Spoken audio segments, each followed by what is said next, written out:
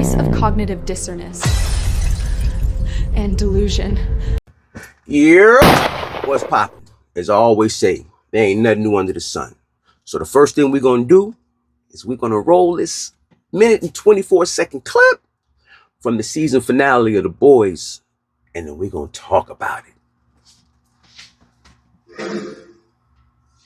Hold it right there, little Mizzy. You think you could smuggle illegals onto my land? Whoops. Looks like another birthright citizen. God damn you.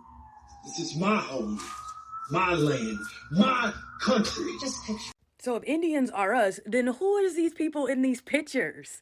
I asked ChatGPT that and ChatGPT was like, them people staged them photos. Oh, but wait. It gets even more deeper than that. Of course, before I get started, this is only for educational and academic purposes only. Everything I state in this video is based on historical documents and my own research.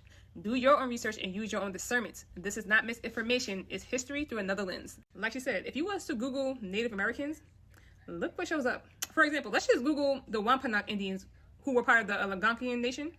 Look what comes up. You'll be shown light-skinned, straight hair, aesthetic imagery, often called stock photos. Look, in stock. These were created after many of the melanated tribes were displaced, erased, and reclassified on paper. This is Edward Curtis. He worked from the 1900s all the way up into the 1930s, documenting Native Americans across North America. But here's what they don't tell you. He staged almost every photo, documented it as history. He would go on to make over 40,000 photographs in which are featured in the North American Indian, the largest, longest, and most expensive photographic book series ever attempted. And he worked with people like George Hunt and Upshaw, who was like a translator for these Native Americans. And then if you go on to the bottom, it says Hunt translated, arranged models, and created props while working on Volume 10. Here's another example of his work. Once again, he went on to produce over 40,000 of these stock photos in a 20-volume series, basically not recording reality, but building one. Do you guys know who this person is? This is J.P. Morgan. Now, I know you're probably wondering, well, what does J.P. Morgan have to do with all this? J.P. Morgan was the primary benefactor and investor of Curtis's monumental photographic project, the North American Indian. Now, if you know what I know about J.P. Morgan, if you know, you know. Anything this guy touched had a hidden agenda behind it. I mean, come on, he backed the Federal Reserve. He literally owned the Titanic. Oh, y'all didn't know? He owned the company called the White Star Line, in which that company built the Titanic. J.P. Morgan owned the White Star Line through his shipping trust, which he formed in 1902 to monopolize Atlantic shipping. While the White Star Line operated as a British company, it was subsidiary of Morgan's American-controlled conglomerate, which directly owned the RMS Titanic. Funny how he was supposed to be one of the passengers on the Titanic, but then suddenly fell ill. But that's a whole nother rabbit hole, so let's reel it back in. So Curtis literally had elite backers for his project. Not only did he have funding from J.P. Morgan, he had backing from Frederick Webb Hodge, who was an American anthropologist and an archaeologist.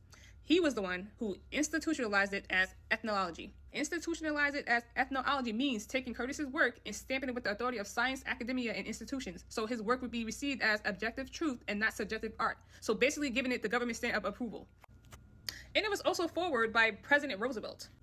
A forward is like an endorsement from a celebrity. Think of it as if LeBron was to endorse a pair of sneakers and be like, these are the best, y'all would most likely believe him. That's what a forward is. So he was basically telling America to look at these photos as truth and y'all should believe it.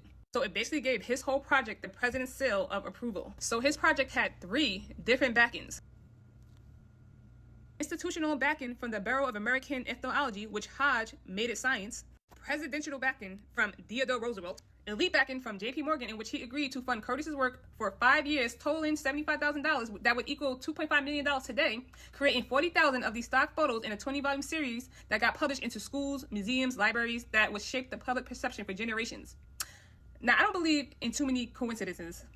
Sounds very coordinated to me, backed by the most powerful institutions and individuals at that time. That's 3 different powers all involved in the same project. Now, why would elites fund his project, build a whole company behind it, and then help push his photos out? Mind you, the publication has been called the most gigantic undertaking since the making of the King James edition of the Bible. The stock photos promoted today are part of a long-term visual replacement campaign so that the real descendants, us melanated ones, would look out of place on their own land.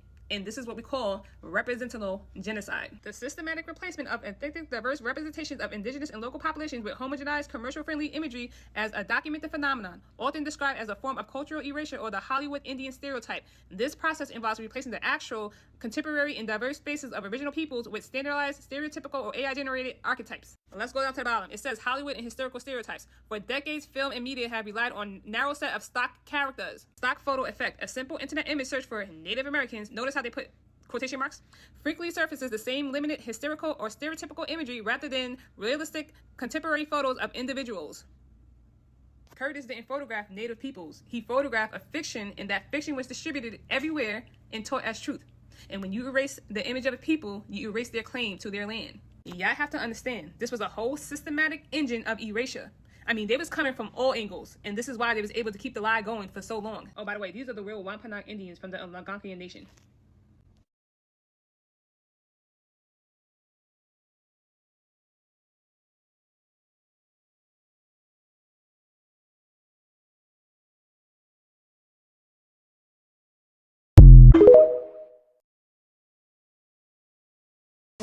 This whole valley, 1 million acres of strip malls, subdivisions, chain hamburger berries. We could all be rich. That's what you Manhattan elites will never understand. We don't want to be rich. We want to be free.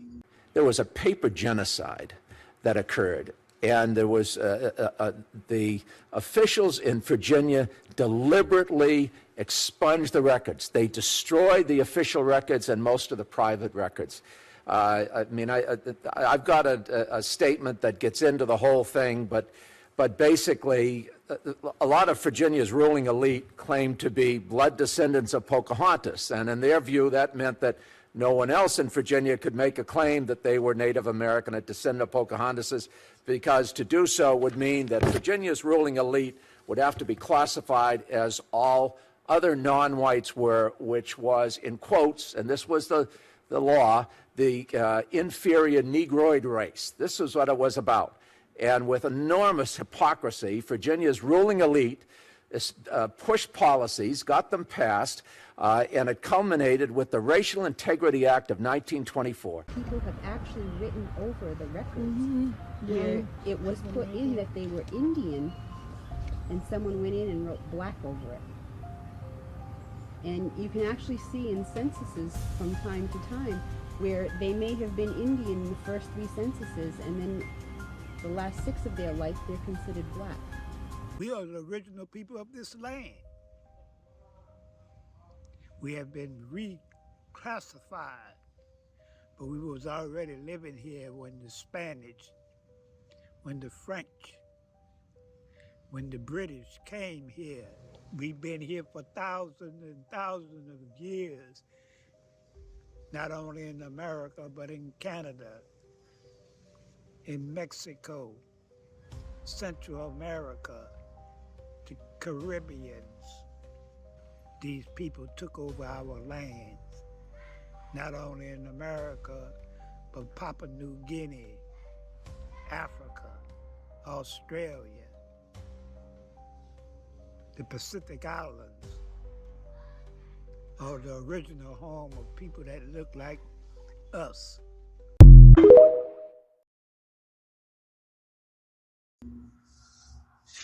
Cut. Everybody hold. There's CG in that arrow. Half of the country needs to know.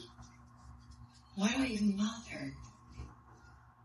Okay, so you dropped the line, I'm gonna send these illegal rapists back where they came from. It's kind of where the whole scene This turns. is bullshit, okay? American Eagle is Vought Plus's #4 show. Why are we being canceled? And with you, it's coming from the top. Homeland is rebooting the internet. Okay, can you at least then run a finale that isn't just a dog pile of a bunch of red state bumper stickers slapped together? The Taylor Sheridan AI wrote the thing, and it does not take notes. It's just a bunch of dumb motherfuckers, right? No father son. Because you keep saying we, you know, and it's like your kind of connection with the black community, but you're Cuban. Like I'm black first. Yeah. I'm black first. So what I always ask, tell like, people, how you identify but yourself. are you full Cuban? I'm full Cuban. I thought he was black too. I know, but I am black. No, I am here's black. everyone thinks that you are like Okay, you have so black lineage, all right, like, so you know, like let me explain how it works. You know, this is another thing that I feel like we as black people get caught up in, that Semantics. that separates us as opposed to uniting us. We get caught up in where the ship dropped us off versus where the ship picked us up. You know what I'm saying? We all come from the same root. It's just a tree with different branches. The same boat that picked up your ancestors picked up my ancestors. Only they dropped yours off here. They made a pit stop in the Caribbean and dropped mine off. But my ancestors still dealt with slavery. You know, still dealt with being, you know, having their family and their lives ripped from them, and having to come back from colonialism and slavery. You know, so, and it's not just African Americans, it's Afro-Cubans, it's Afro-Dominicans, it's Afro-Puerto Ricans. Like, all these people got to get out of their colonialized minds and stop thinking, oh, I'm not this, I'm this. Okay, yeah, you can be Latin, but you're black first. And the separatism that takes us apart when we all have the same struggle. We all experience the same 100%. struggle. Because when I walk into a room, they ain't thinking, oh, we're going to give him a pass because he's Latin. Yeah. Or if a cop pulls me over, he's not like, oh, okay, I'm not going to shoot him or I'm not going to beat his ass because he's Cuban. No, I'm black. You know what I'm saying? And I'm dealing with the same struggle. So we all gotta unite and fight for the struggle together, because we're all dealing with the exact same struggle. Because you promise you go with me now. Rudy, stop talking like that. You ain't going to no big city. Mass ain't gonna let you. Yeah, I'm going with or without you. Rudy, stop talking like that. Stop. Hey, what are you niggers doing over there? Get out of here. Hey, what are you doing? Rudy! And cut! Fantastic. I need more American slave. Okay? Like struggle. So, yeah, the struggle. Sort of like the dialogue, like the back and forth banner. Absolutely. Yes. See, this role was sort of a bit cheeky. I got a little bit out of my comfort zone, you know. During the filming of this role in this character, I felt oppressed, like an American slave, like a lot of struggle. I studied the art.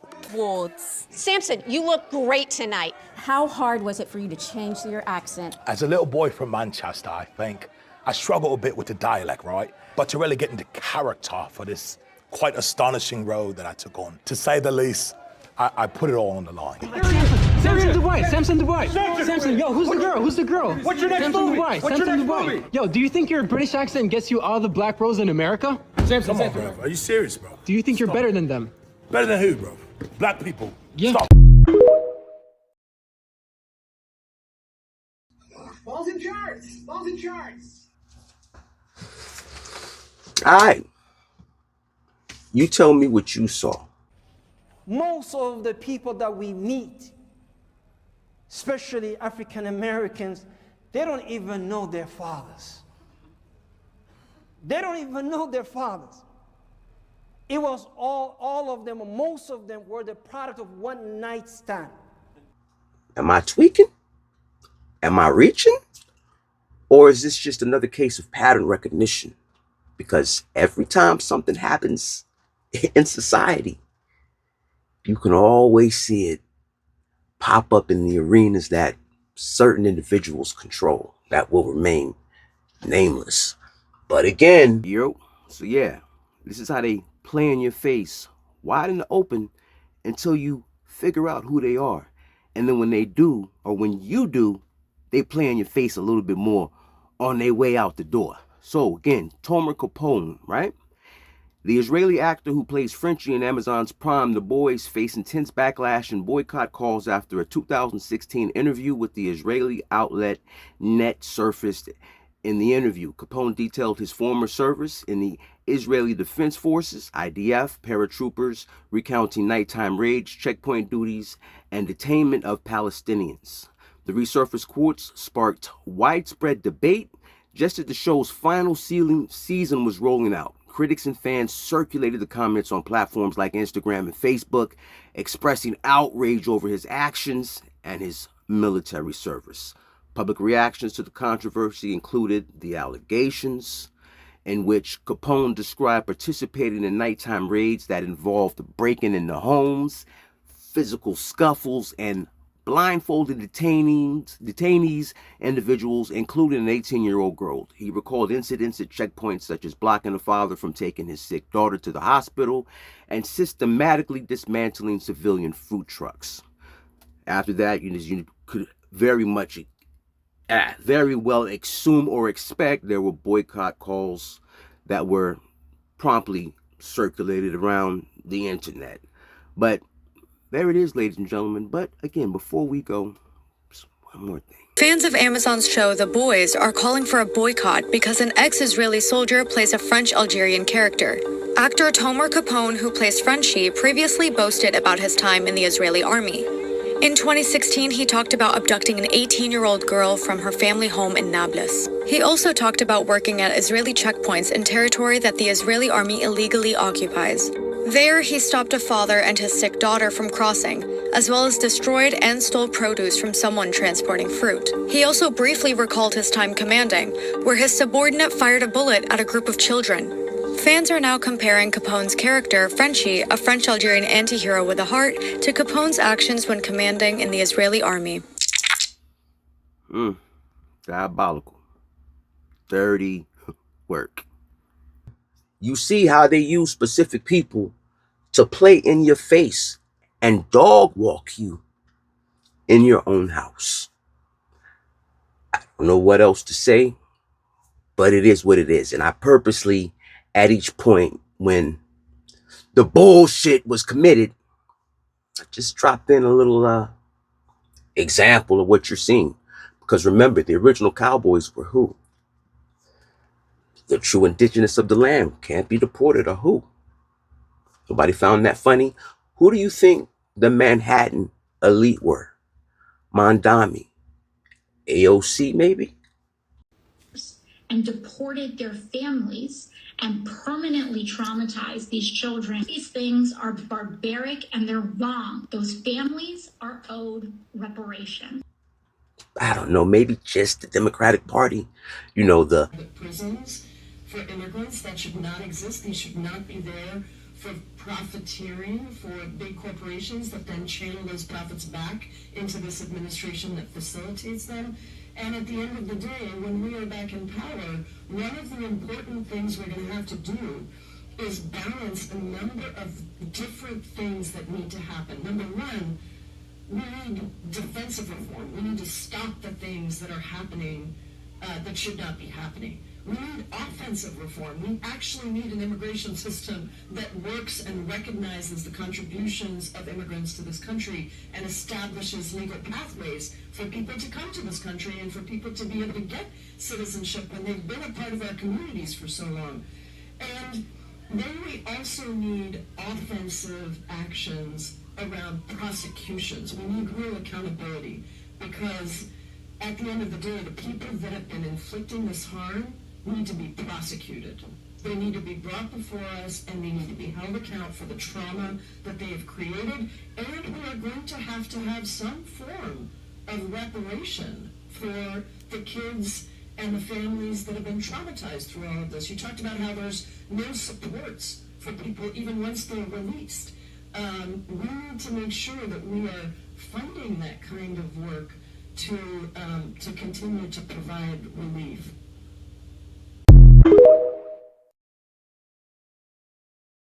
Socialist Democrats with the Marxist, fascist agenda. You know, the one that we were all taught as kids that communism was bad, but for some reason now, everybody's buying into the bullshit. I mean, we all see what's happening now, what's going on in Brooklyn with people just mysteriously losing their properties to certain demographics. And now Mondami's changing the law where nonprofits now have a loophole to take property from its landlords in specific situations. But we always know how those loopholes work out, don't we? Southern Poverty Law Center and NAACP. I don't know what else I gotta show. I don't know what else I gotta say. And I understand seeing these things make people feel a certain way.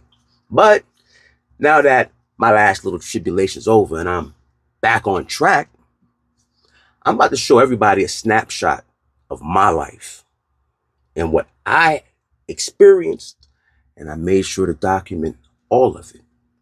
And you're going to see one defining pattern through this whole 120 hours of documentation that I just got over the last 6 months. And again, I'm not going to even say anything at this point. There way no one can say I'm being biased or that I'm trying to create a narrative. I'm just going to show you the footage, accumulation of 120 hours of footage that I was able to amass over the last 6 months. while dealing with our friends in the diaspora. I mean, I dealt with it when I was at work, and these things continue, but nobody wants to have the conversation and stop what's happening, because until it's stopped, what's going to happen is going to continue to happen. And, you know, a lot of people are like, oh, we're not asking Black Americans for help. Just the simple fact that you're asking why so many of us are not protesting or sitting this out. If you're asking our whereabouts while you're at war on the battlefield, you're not busy worrying about the opponent in front of you and the immediate and present danger. You're too worried looking over your shoulder going, where are the Mayetes and the Jareers and the Akadas at? Diabolical, dirty work. But hey, it is what it is. I'm not even here to try to further push the conversation anymore. I'm just showing receipts to my people so that they can understand what's going on out here and start moving accordingly. Our parents and grandparents' generation, they fought for this in the civil rights era. Remember, immigration from the Caribbean, Africa, and other third world nations, South America, was included in that civil rights fight because we were looking for allies. But just like the presidents of LULAC from the 1920s to the 1960s told you, they're not people of color. They are white, and they want no alliance with you. I've shown you what the Asians have said, and every other group for that matter, you dirty Black Americans. And as we see, as our man LAZ said, just like the Somalians, they don't know who they father is. But on that note, I'm going to slide up out of here. It is what it is. Realize, realize, realize. And transparency forces accountability. Y'all keep your eyes to the stars. Keep that head on a swivel. Because I'm back. You know what they say. One monkey don't stop no show. And that dead goat in Haiti ain't strong enough. So just know, 1199 Miss Carmen Batista. You can't remove people from groups for telling the truth about what's going on with the union dues. I haven't forgotten. I just had a few other things to sweep out of the way. But trust me, y'all are back in the sights. You too, Tish, Langone, NYU, Nunu, and the Triune and crew. Campo Santos! You know what? Before I go, though, to all the 1199 SEIU members who have watched this and made it this far, I want you all to ask yourself one question. Because I know what they say. Oh, he's lying. He's making all this up. But have you actually ever went and looked at the things that I've said about the Taft-Hartley Act? About whether or not we should be paying dues? Have you asked your organizer or VP who in Maryland or Florida or any of the other states outside of New York City are paying dues, and while we're paying dues to cover the other 450,000 members, just us in the city? You ever wonder that? Why we pay SEIU almost $33 million a year just to hold the name, and why Dennis Rivera, who was removed for fraud, for embezzling money for the Democratic Party, I showed you that already. It's not conjecture, this is fact. Or the illegal election that they just had that Miss Farrah Hargett lied to you about. And you know, she was just moved to another location as an organizer, even though she lost her election. But these are the questions that you need to ask. And when they tell you that I'm lying, you should ask them then. If I was in fact lying, that would be defamation of character and slander, would it not? I'm still waiting for a cease and desist. Isn't that right, Mrs. Turner Biggs? But yeah, y'all keep on and on. Before I go, I know y'all just got back from the Delegate Assembly in Jersey. I went in 2019. You know what was funny? You're not supposed to take your vacation time to go. You're supposed to get released. It's union business. You're not supposed to pay for your own hotel room. That's included in your dues, as well as the taxes that you pay under the Taft-Hartley Act. 1199 family. Oh my God. I'm thinking about John Reed. Those of us who know John Reed, he was an executive vice president for the Maryland, D.C. division that DC is now. And he said, standing tall, looking good, we ought to be in Hollywood. And so for myself, I want to tell you what a wonderful meaningful, vigorating, uplifting time that I have for these couple of days that we're here. But I also want to say something for a minute. Let me step aside for a minute. One of our members, her name is Marie Nelson. She's from New Jersey.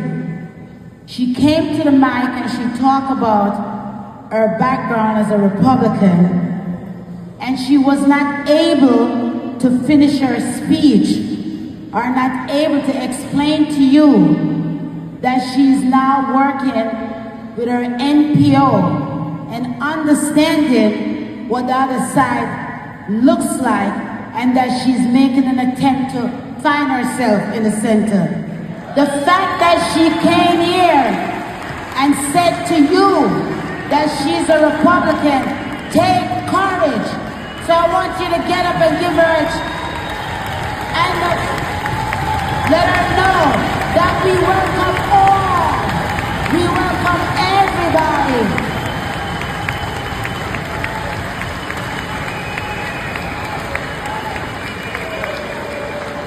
And so, for me, my co-worker, they're gonna laugh at me.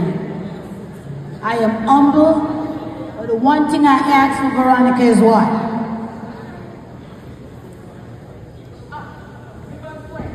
I always ask for grace. And you have given us grace, and I want you to continue to give us grace. Because when we open, we tell you that we're a year in. And you see in the conversation that we have had in this room, what that year in, what we did. We moved mountains. We moved workers. And again, I can't tell you all respect that I feel about you guys and the love for you guys. You came here knowing you wasn't gonna get paid. You came here knowing that you have to take your own time. And for that, I am grateful. And so, I'm gonna ask you to take this energy, because this is some real positive energy, and bring it back and start growing that tree. Because there's a Jamaican saying, who run things? Who run things? Who run things? Things don't run us. We run things don't run us, okay? So go run it. Be safe and be courteous when you're trying to get on the bus, because I know we think we go. You have been in enough rally to know that your bus will be called, and you go out and you get in your bus. Please don't go outside and try to get on a bus that ain't your bus, and then we gotta walk all the way to the 42nd seat to tell you to. So ask yourself, now that Yvonne Armstrong and Veronica Turner Biggs are asking you to now pay for your hotel rooms and use your vacation time, where's all that money going? Things that make you go, Malcolm X warned us about the liberals and them being sly as a fox.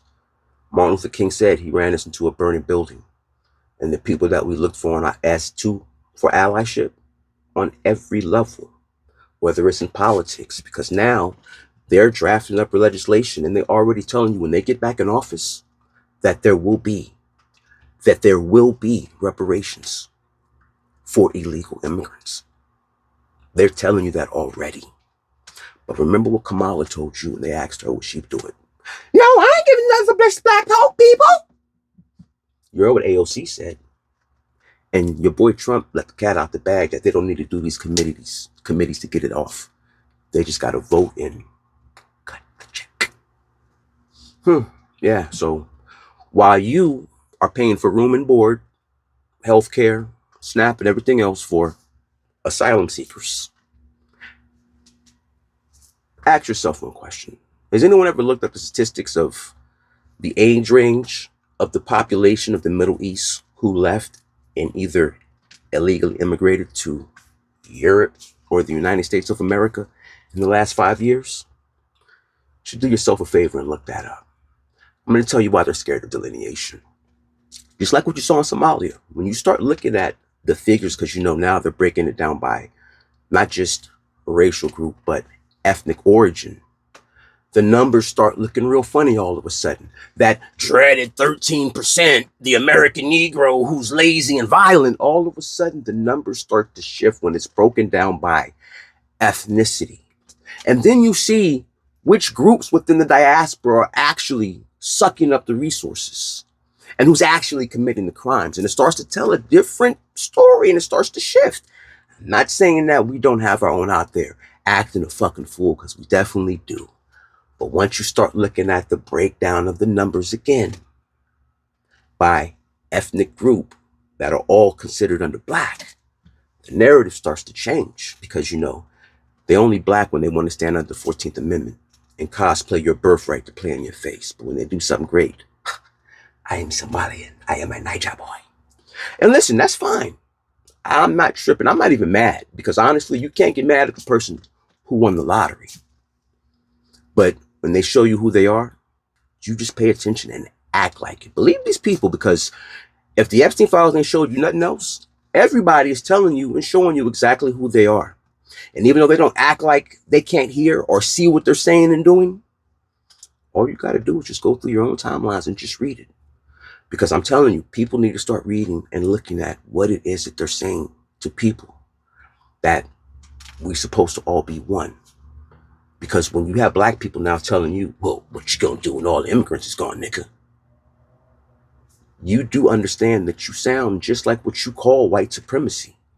I mean, when we were slaves, we were ignorant, we were dirty, we were shiftless and all these things.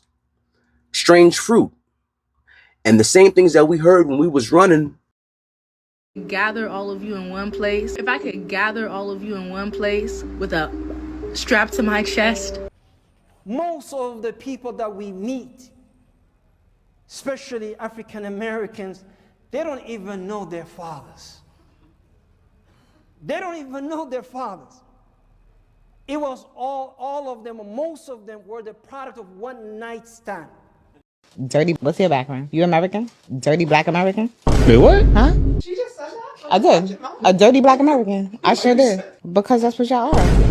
I had a conversation with my boy literally right before I got here. And then when I got on my phone with my boy, he was like, nah, think about it, Rich. There's plenty of Haitians who say, vieux salope. In Creole, that means like dirty or bad, black Americans. When we have Frank here, we talk about the word akata. Like, it seems like everybody in the diaspora got specific terminology, detrimental or negative, degrading terminology. For black Americans. For black Americans. But I'm Nobody else was that. I'm gonna tell you why, what he said after. And he said, bro, black Americans have no discipline. I kind of appreciate her saying that, because these are conversations that are happening in the background. It's only because we have social media now that a lot of these conversations are coming to the forefront. These are conversations that they be having behind closed doors all the time, and maybe they get too comfortable, and then it slips up when you don't think it's that serious. What's your background? You American? You working. No more money for you. Bye-bye. Go back across the No more money for you. No more money for you. It's lazy. You lazy. No more money for you.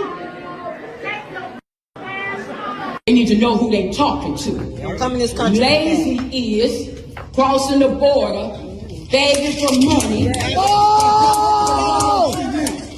Lazy is sitting up here acting like you're an asylum seeker when the only thing you're doing is running to another country, standing on the plight of black people, using our laws, using our plight, using our issues to get ahead. That's lazy. Lazy is sitting up here breaking into abandoned buildings to live in. I'm not trying to impress you. I'm just trying to impress upon you. I'm like you. I'm no better than you. You know, I'm a 960 SAT guy.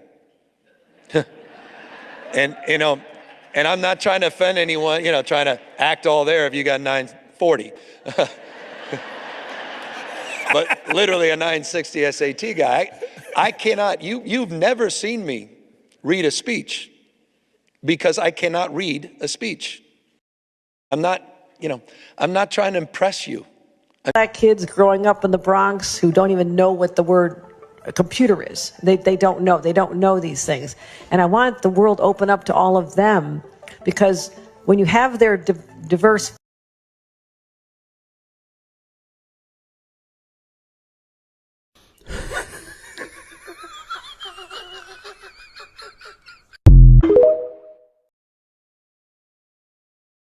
From the slave catchers, we're now hearing from people in the diaspora. You dirty black Americans. You don't know who your father is. You lazy fucking niggas. Everybody has an equivalent to the N-word for us in their own language, created in their own culture. And again, I'm still waiting to hear what we made up for all y'all.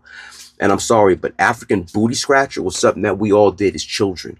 And that's what I always hear. But what about African booty scratcher? But how did that equate to now these groups taking their political power that we voted and gave them to create legislation to disenfranchise us? Because what people aren't understanding when they cry about all the money taken out of Somalia, remember, they were denying black Americans, American citizens, period, were denying them access to all of their learning centers and daycare centers.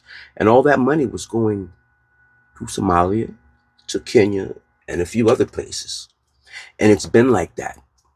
I've shown you before when the gentleman sat in front of Congress in 2018 and said, this shit has been going on for years and it's making its way to Al-Qaeda and all these other groups. And it fell on deaf ears. Now, the white woman that got 42 years knocked that broad back to the motherfucking Stone Age. But she said, oh, they all knew what was going on. Where's the accountability? Oh, okay. Nobody wants to talk about that. We got to start having these conversations, because until these wrongs are righted, Isaiah 11:14, you're going to return to the home of your fathers. Pay attention to read the room and see what's going on, everybody. And y'all know I've spoken about this many times. I used to think this shit was all mythology. It's playing out right before our eyes. And so if you look at they'll be dog walked, or their name will be rebuked even in their own land. Dirty black Americans, maybe. They don't know who their father is. Rebuking their name in their own, but whatever. But yeah, I'm out of here, man. It's good to be back. And boy, I got a couple of motherfucking stories to tell you. And I will be doubling back on the fifth story to let everybody know what I actually found out when I was looking for all the failure, as well as what happened in what happened in Harlem with Chef Tammy, because I was at the community board meeting when she spoke about the situation that she had with Officer Ma of the Asian delegation. This is what white supremacy has become, neo-colonialism. But yeah, it is what it is, man. Y'all be safe out there, and remember, keep that head on the swivel, because we in the diabolical den of demons, aka the viper's pit. The church is turned into the synagogue of Satan. And if you understand what I'm saying, all you have to do is always just ask, you know who. Because everybody's watching. I come here whenever, so this shop is locked. So you guys can go someplace else, because I already tell my members the truth, right? Because I am one of the vice president who vote against the money that George asked for, the members' money.